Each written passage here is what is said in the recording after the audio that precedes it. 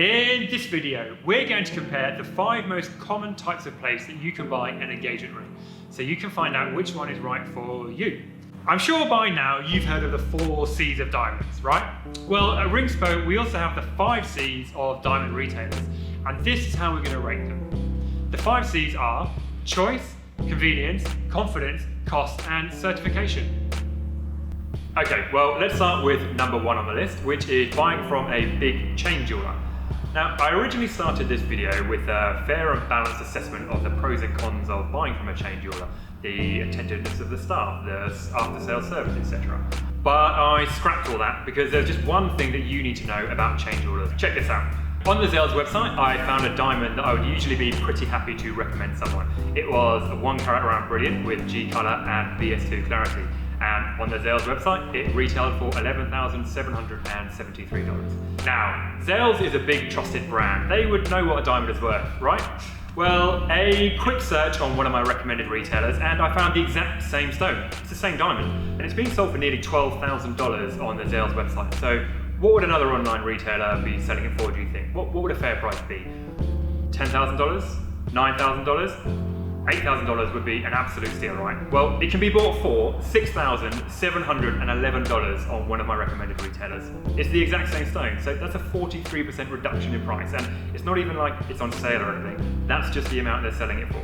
And that's just one example. I found other examples where less common diamond shapes were being sold for twice as much at these big chain jewelers as with other online retailers. This isn't going to be the case for every single diamond or every single piece of jewellery that you look at, but hopefully it's enough to show you that big chain jewellers are not the place to go if you want to get real value with your engagement ring. So, where do chain jewellers score on the patented Ringspo Shopometer? Not patented. Convenience, 4. Confidence, 3. Choice, 3. Cost, 1. Certification, 2. This gives chain jewellers a total score of 13. Next up, we're going to look at designer jewelers. Now, take a look at these 2 big, brawny Japanese units. No, not those. These 2.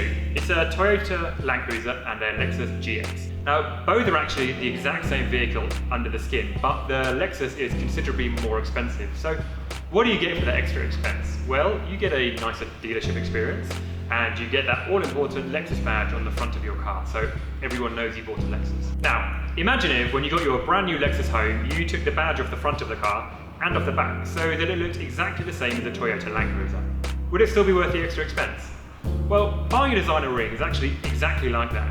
Once the designer box is removed, no one knows that it's a designer ring, unless you tell them, and don't do that. Now, there's one designer jeweler that stands proud above the rest, like a giant, shiny, turquoise colossus. Tiffany's. Now, I'm not going to lie to you, buying an engagement ring from Tiffany's is a lovely experience. You get a glass of bubbles while you're in the store, and they waft in classical music and the scent of warm lavender. They also have excellent locations and lovely ads starring supermodels and Lenny Kravitz's daughter. All of this is expensive though, which means that they need to charge more for their products.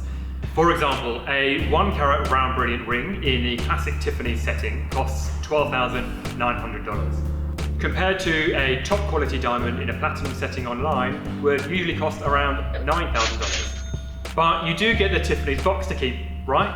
You do. You get to keep the box that it came in, the box that you take the ring out of, the box that you put in your bedside drawer and never look at again. At which time, your fancy Lexus that you just paid a premium for is back to looking like any other Land Cruiser out there. Now, imagine that Lexus didn't let their cars get independently tested or reviewed by anyone. They just told everyone that their cars were the best cars, and everyone had to believe them and take their word on trust. Well, buying a diamond from Tiffany's or many other designer jewelers is just like that. They don't get independent certification or testing on their diamond, which means that you need to take their word from it on the quality of the stones. But for me, with a purchase as significant as a diamond, that lack of transparency doesn't really cut it. That was a pun. And that extra money that you're spending on the little blue box and the lovely purchase experience could actually be used to get a higher quality diamond or a bigger diamond. How do designer jewelers score on the Ringspo Shopometer? Convenience, 3. Confidence, 3. Choice, 3. Cost, 2. And certification, 2. For a total score of 13. Next up is smaller specialised jewellers. They're often family-run firms, and if you can find a small specialist jeweller and get a good recommendation, then they can be a great choice. But they can also be quite old-fashioned in their business models and their sales practices. Now, smaller jewellers just can't carry a lot of stock of diamonds. I mean, they're expensive and they can be a security risk, so that's totally understandable. What this means for you though is that if you want a specific diamond, they're going to have to talk to their supplier and order it in for you. This can be a lengthy process, and for both sides it can get frustrating. For example, you may want a 1 carat oval diamond and the small specialist jeweller doesn't have any of those in stock, which is not uncommon. So they speak to their supplier and request a selection of stones for you to choose from. They may send 3. That process may take a week, and then you can go into the jeweller and review those 3 stones. When you review those stones, you may find that you want to try a slightly higher colour grade, so you request the jeweller to request from their supplier 3 new stones to choose from. Now it's been 2 weeks. This is the second lunchtime that you've dedicated to this. It's the second request you've made of this jeweller, and it's the second request that they've made of their supplier. You've got these 3 new stones in and you examine them, but for some reason you don't fancy any of them. You may think, that one looks small for its carat weight, that one just got a weird shape, and that one's got a visible inclusion. But by this time, you're feeling the pressure to buy. They've gone out of their way twice to select some diamonds which meet your requirements, but they're still not quite right for you. The jeweller seems keen to make a sale and he's pressuring you to make a decision. It's an awkward situation, and it's actually not an uncommon one. It's also a recipe for people getting a diamond that they're not truly happy with. Now, the ideal situation would be one where you can assess a large number of diamonds with no delays or sales pressure until you can find the one that's right for you. And thankfully, it's very easy to find that situation, and we'll talk about how to do that later on in this video. So, how do small specialist jewellers stack up? Well, I'm going to give them a 3 for convenience, 4 for confidence, 3 for choice, 3 for cost, and 4 for certification, for a total score of 17. Next up is antique or vintage rings. Now, vintage rings can be a great choice if you're looking for something a little bit unusual, but there are a few things to be conscious of if you do decide to go with a vintage ring. The first is that diamonds are unlikely to sparkle as much as a modern diamond. And this is because they were cut at a time when people didn't really understand how the proportions of the diamond affected the way it sparkled. It's a bit like comparing a gramophone recording to a modern digital audio recording.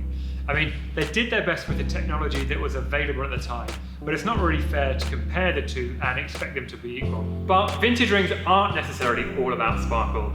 They're also about the story behind the ring, and all vintage rings will have had an original wearer or a series of original wearers. The issue with this is that that ring was created for that original wearer and their finger size.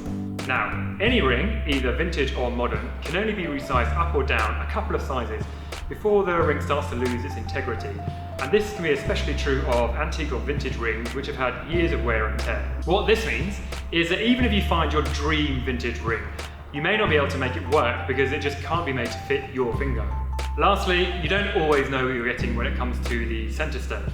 If having a certified stone where you know the 4 C's is important for you, then this can be an issue with antique or vintage rings. It's not possible to grade a stone once it's been set into a ring. Most jewellers don't want to do this for antique or vintage rings in case it damages the setting or affects the originality of the ring itself. To overcome all of these issues, a great solution could be a vintage style ring, where modern workmanship meets vintage style. This can be the best of both worlds. Your dream antique style ring that has been sized perfectly to fit your finger, with a centre stone that you know the quality of and you know will sparkle brilliantly. I have a great recommendation for a really excellent jeweller that specialises in bespoke vintage style rings, and I'll include a link to their website in the video description below. For the reasons we've just talked about, their score is convenience 2, confidence in your decision 3, choice 3, cost 3, and certification 1, for a total of 12. Lastly, that brings us to number 5, which is online stores. Now, as you may have gathered by now, I think online retailers are a great place to buy an engagement ring, and they're my number 1 recommendation. They offer a huge selection of diamonds to choose from and great prices. Now, many people are wary about buying something as significant as an engagement ring online, and that's understandable. I mean, it is a significant expense. For this reason, I provide a list of recommended retailers who I've helped hundreds of people buy their ring through, who I know provide excellent quality products and great service. You can find it at ringspo.com/best. Now, it's important with any online purchase to ensure that there's a high number of positive reviews from real customers, which all of my recommended retailers have also. Once you've found a store that you like and trust, An issue that some people may have is that you can't touch, see, feel and smell the real diamonds. Well, for all my recommended retailers, they have high quality zoomed in images of every stone that they offer. This means that you can get a real close-up look of each diamond and make sure that there's no flaws or nothing that's going to affect its beauty. But what happens if you receive the stone and it's not quite what you thought it would be? Well, all of my recommended retailers offer at least 30 days, no questions asked returns and full refund to give you complete peace of mind. Plus, they allow you to take your time to make a relaxed and confident decision without a salesman breathing down your neck. How do online retailers compare to the other retail types that we've looked at previously? I'm going to give them a 5 for choice because of the huge selection of diamonds on offer. For cost, we'll give them a 5 as well because of the excellent prices, as long as you choose the right retailer. For certification, again a 5. Every diamond from my recommended retailers is accompanied by a grading report from an independent authority. For confidence, I'm going to give this a 3. Many people view the thought of buying something as expensive as an engagement ring online as slightly unsettling, but my recommended retailers all have excellent reputations built up over many years and hundreds, if not thousands, of 5-star reviews. For convenience, I'm going to give them a 4. You can shop online from your computer or your mobile, but you do still need to wait for the diamond to be set in the setting and delivered to you. That gives online retailers a grand score of 22. So, what online store do I recommend? Well, there's not one size fits all recommendation that is best for everyone. It really does depend on what you are looking for. Some online stores are great for their huge selection of ring settings. Some are great for the choice of images of non-round diamonds. Some are great for the highest quality diamonds. And some are great for custom rings if you want to recreate an antique style. So, which one is best for you? Well, I've got a list of my recommended retailers at ringspo.com/best. Click below to check it out and you can see which one is going to be the best fit for you. And as always, if you have any further questions or if you would like me to conduct a personal search for your diamond, then go to ringspo.com/help, answer the questions there and I'll get back to you straight away.